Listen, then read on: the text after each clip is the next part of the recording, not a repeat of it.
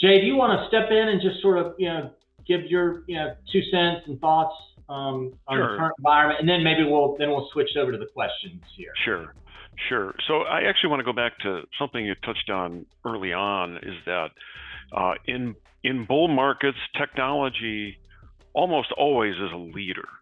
So you really always want to keep your eye on technology.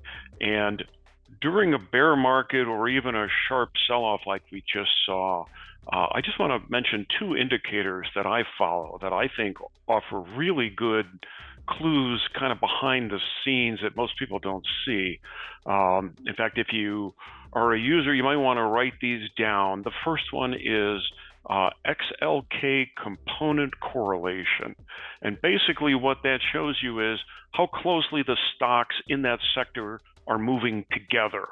Because what typically happens in a major sell-off, investors, for lack of a better phrase, throw out the baby with the bathwater. It doesn't matter what the good companies are or the bad companies, they just sell the sector. We're dumping technology.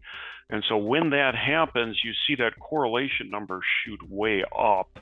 And I don't have a way to show it to you right at the moment, but basically, if you go back in history during the 2008, 2009 sell-off, again in 2011, 2018, 2020, 2022, and again in April of this year, that number shot way up. The cutoff is like 0.7, and we're above there now. And so what that tells me is people have dumped technology, and there could be a vacuum. There already has been. It's 30% off the low in just over a month. So XLK component correlation. When the seminar is over, go ahead and take a look at that one. The other one I'll mention is corporate insider buy-sell ratio for XLK.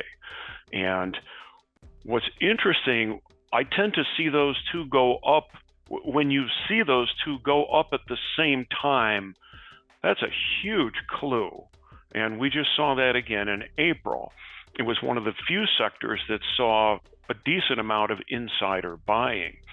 So when you see that component correlation shooting way up, which means that the broad investor market is dumping technology stocks, and at the same time, insiders are starting to buy in a meaningful way, that's a good clue that that sector is about to turn around. So I would just say take a close look at those two indicators, and you'll find some good information.